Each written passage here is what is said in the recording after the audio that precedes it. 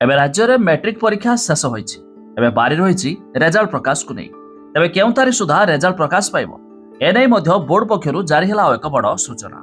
आसंतु संपूर्ण अपडेट जानिबा जदि आपण माने मध्य मैट्रिक परीक्षा देइथिबे एहा मध्य आपणको पई बड़ गुरुत्वपूर्ण खबर।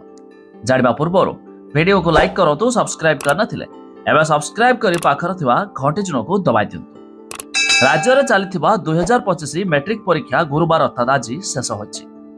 तेबे छात्र छात्री आज शेष दिन में तृतीय भाषा हिंदी और संस्कृत विषय परीक्षा देइथिले।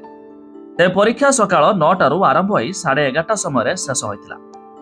तेबे चलित मास 19 तारिख रे मैट्रिक खाता देखा आरंभ होबाकू थिबा बेले आसंता मे प्रथम सप्ताह रे रिजल्ट प्रकाश पाइबो।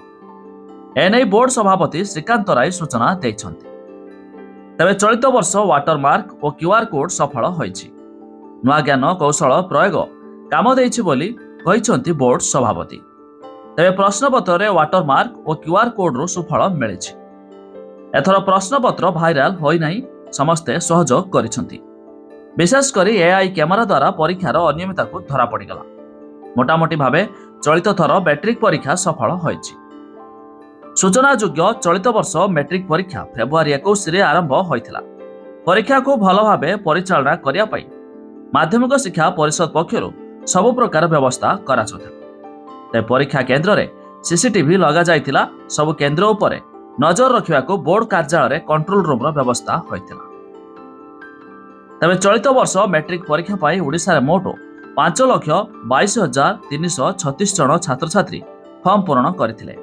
परीक्षा को सुचारू रूपे चलाइबा पई मोट 3,133 टी परीक्षा केन्द्र होइतिला और प्रश्नपत्र रखिया पई बोर्ड पक्षरु 314 टी नोडाल सेंटर करा जायतिला।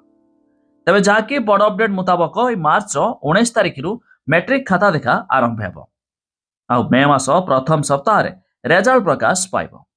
तबे जदि आपण भाबुथबे केउ वेबसाइट जुगे रिजल्ट प्रकाश पाइबो एमिति की अधिक जानिया पाई वेबसाइट रो लिंक आमे डिस्क्रिप्शन लो देइछु, आपण माने जाई मथो चेक करते पारिबे।